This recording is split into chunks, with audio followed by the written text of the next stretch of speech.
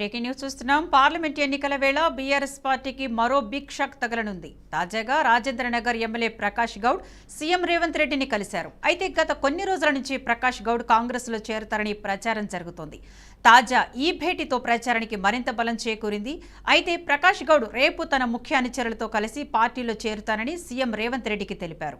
అయితే మాజీ సీఎం కేసీఆర్ తమ పార్టీతో 20 మంది ఎమ్మెల్యేలు టచ్లో ఉన్నారని కామెంట్ చేసిన కొన్ని గంటల్లోనే బీఆర్ఎస్ ఎమ్మెల్యే కాంగ్రెస్ పార్టీలో చేరనుండడం సంచలనంగా మారింది.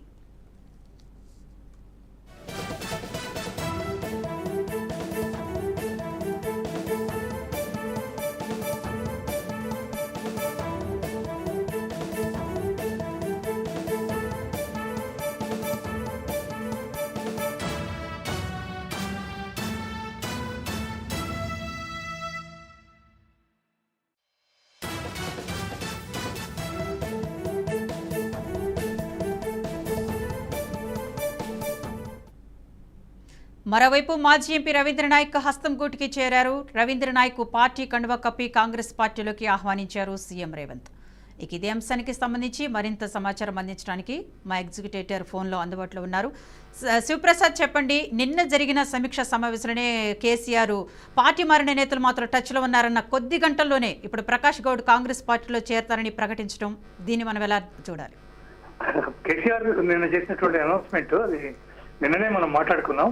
అది కేవలం విజయంలో ఉన్నటువంటి ఎమ్మెల్యేలు వెళ్ళిపోకుండా, పార్టీ నుంచి ఎవరు బయటకు వెళ్ళిపోకుండా వాళ్ళకి కొత్త ఆశలు కల్పించడం కోసం, వాళ్ళని నిలబెట్టుకోవడం కోసం ఆయన మాట్లాడిన మాటలే తప్ప అందులో వాస్తవాలు లేవు అనేది అందరికీ తెలిసినటువంటి విషయమే. ఇట్లాంటి నేపథ్యంలో ఆయన నిన్న మాట్లాడిన వెంటనే ఇవాళే రాజేంద్ర నగర్ సంబంధించినటువంటి బీఆర్ఎస్ ఎమ్మెల్యే ప్రకాష్ గౌడ్ ఇవాళ కాంగ్రెస్ పార్టీలో చేరడానికి నిర్ణయించుకున్నారు.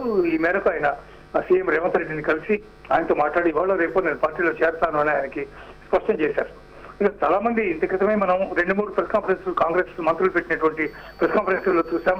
దాదాపు 22 మంది 23 మంది ఎమ్మెల్యేలు వచ్చి కాంగ్రెస్ చేరబోతున్నారు, మేమే ఆపుతున్నాం కానీ వాళ్ళు వచ్చే ఎత్తు మేము గేట్లు తెరిస్తే మొత్తం ఖాళీ అయిపోతుంది బీఆర్ఎస్ అని చెప్తున్నటువంటి పరిస్థితిని మనం ఇంత క్రితం చూసాం.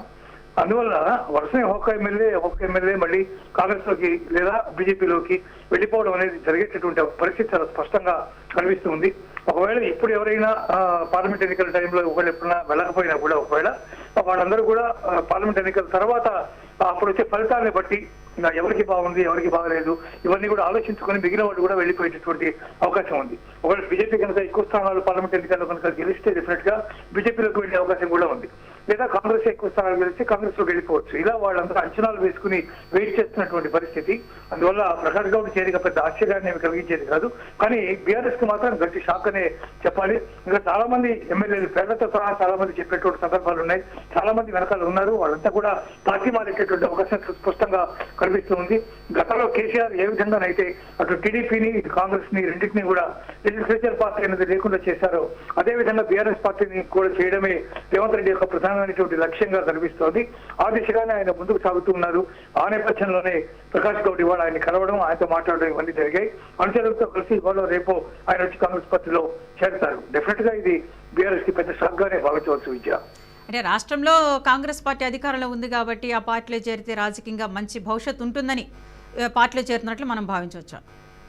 అంటే రాజకీయంగా కాంగ్రెస్ పార్టీకి ఎంత భవితవ్యం ఉంది అనే దానికంటే బీఆర్ఎస్ కి భవిష్యత్తు లేదు అనేది ఇక్కడ ప్రధానమైనటువంటి అంశంగా భావించాలి. బీఆర్ఎస్ అనేది పూర్తిగా అనేక రకాలైనటువంటి అంశాల్లో తీవ్రమైనటువంటి ఇబ్బందులు పడుతున్నటువంటి పరిస్థితి. కాళేశ్వరం ప్రాజెక్టు విషయంలో కోట్లాది రూపాయలు చాలా భయంకరంగా దుర్వినియోగం జరిగాయని ఒక పక్క దాని మీద విపరీతమైనటువంటి ఆందోళన జరుగుతోంది. ఒక 3-4 రోజుల్లో దీనికి సంబంధించి నేషనల్ డ్యామ్ సేఫ్టీ అథారిటీ వాళ్ళు తమ యొక్క ఫైనల్ నివేదిక వాళ్ళు ఇచ్చే అవకాశం ఉంది. ఇప్పటికే విజిలెన్స్ రిపోర్ట్ కూడా ఆల్రెడీ వచ్చేసింది. సిట్టింగ్ జడ్జి సంబంధించినటువంటి విచారణ మీద కూడా ప్రయత్నం చేస్తున్నారు. అంటే ఇవన్నీ కూడా జరుగుతున్నటువంటి నేపథ్యంలో ఏ ప్రజల కోసం అయితే నేను కాళేశ్వరం ప్రాజెక్టు కట్టానని కేసీఆర్ చెప్తున్నారో దానికి సంబంధించి పూర్తి వ్యతిరేకమైనటువంటి ఫలితం వచ్చే అవకాశం ఉంది ఈ నివేదికల తర్వాత. అదే నెంబర్ 1. నెంబర్ 2, ఫోన్ ట్యాపింగ్ వ్యవహారం అనేది చాలా భయంకరమైనటువంటి ఉచ్చులాగా మారిపోయింది. దీంతో నేరుగా పోలీస్ ఇంటెలిజెన్స్ కి సంబంధించినటువంటి బాసే స్వయంగా దీంతో ఇన్వాల్వ్ అవడం, ఆయనే ఆర్డర్స్ పాస్ చేయడం, దానికి సంబంధించి కీలకమైన వ్యక్తులందరూ కూడా అరెస్ట్ కావడం, వాళ్ళందరూ కూడా ఆ విచారణలో అనేక దిగ్భ్రాంతికరమైనటువంటి అంశాలని వాళ్ళందరూ కూడా చెప్పడం, వాళ్ళు కొంత చేస్తే దాన్ని కింద ఉన్నటువంటి ఉద్యోగులు మరో రకంగా దాన్ని దుర్వినియోగం చేసి అనేక మందిని బ్లాక్మెయిల్ చేయడం, మహిళలతో సహా సినిమా హీరోయిన్స్ సహా అనేక మంది బ్లాక్మెయిల్ కి సంబంధించినటువంటి అంశాలన్నీ కూడా తెర మీదకి వచ్చినాయి. ఇవన్నీ కూడా చాలా తీవ్రంగా బీఆర్ఎస్ పార్టీని చుట్టుముట్టినాయి, చాలా అప్రదిష్ట పాలు చేసినాయి. మీకు గుర్తుండి ఉండవచ్చు, వరంగల్ నుంచి కాంగ్రెస్ పార్టీ అభ్యర్థిగా ఇప్పుడు చేసినటువంటి కడియం కావ్య తనకు బీఆర్ఎస్ కి రాజీనామా చేసేటప్పుడు తనకు సీట్ ఇచ్చారు వరంగల్ నుంచి పోటీ చేయడానికి బీఆర్ఎస్ నుంచి. అయినప్పటికీ కూడా నేను సీట్ తీసుకునేందుకు నేను సిద్ధంగా లేను, బీఆర్ఎస్ పార్టీ చాలా అప్రదిష్ట పాలైంది, వీడు ఫోన్ ట్యాపింగ్ కానీ కవిత అరెస్ట్ కానీ ఇవన్నీ కూడా దాంతో కీలకమైనటువంటి అంశాలుగా ఆమె ప్రస్తావించడం, ఈ అప్రదిష్ట పరిస్థితుల్లో నేను పోటీ చేయలేనని చెప్పి ఆమె కాంగ్రెస్ లోకి వెళ్ళిపోయి కాంగ్రెస్ తరఫున ఎంపీగా పోటీ చేస్తున్నారు. ఇట్లాగే అనేక మంది జరుగుతున్నటువంటి పరిణామాలన్నింటినీ కూడా చూసి వాళ్ళంతా కూడా భయపడుతున్నటువంటి పరిస్థితి ఉంది, తీవ్రంగా బాధపడుతున్నటువంటి పరిస్థితి ఉంది. ఈ పార్టీకి ఇక మనుగడ లేదు అనేటువంటి డెసిషన్ తీసుకునేటటువంటి పరిస్థితి కూడా కనిపిస్తోంది. అందువల్ల ఆ పార్టీకి భవిష్యత్తు లేదు అనేది ఇక్కడ ప్రధానమైనటువంటి అంశం. కాంగ్రెస్ ఎంతకాలం పాటు ఉంటుంది, ఏం చేస్తుంది అనేవి తర్వాత విషయాలు. ప్రస్తుతం కాంగ్రెస్ పార్టీ అధికారంలో ఉంది కాబట్టి అధికారంలో ఉన్నటువంటి పార్టీకి కనుక చేరితే స్థానికంగా ఆ నియోజకవర్గ అభివృద్ధికి సంబంధించినటువంటి నిధులు తెచ్చుకునేటటువంటి అవకాశం ఉంది. ఎట్ ద సేమ్ టైం అధికార పార్టీలో ఉన్నటువంటి ఎమ్మెల్యేగా ఉండేటటువంటి గౌరవం ఉంటుంది, నామినేటెడ్ పదవులు వచ్చే అవకాశాలు ఉన్నాయి. ఇవన్నీ కూడా పరిగణలోకి తీసుకుని కాంగ్రెస్ లోకి వెళ్తున్నటువంటి సంఖ్య ఎక్కువగా మనకి కనిపిస్తుంది. కానీ ఇందాక నేను చెప్పినట్టుగా పార్లమెంట్ ఎలక్షన్స్ పూర్తయిన తర్వాత పార్లమెంట్ ఎలక్షన్స్ లో కనుక బీజేపీ ఎక్కువ స్థానాలు కనుక గెలుచుకోగలిగితే భారతీయ జనతా పార్టీలోకి వెళ్లే పరిస్థితి కూడా ఉంది. ఏదేమైనా ఆ ఎమ్మెల్యేలు మారడం అనేది మాత్రం చాలా సహజ సిద్ధంగా చాలా ర్యాపిడ్ గా జరిగిపోయేటటువంటి పరిస్థితి మాత్రం కనిపిస్తుంది. విద్య. Thank you for the update Sivaprasad.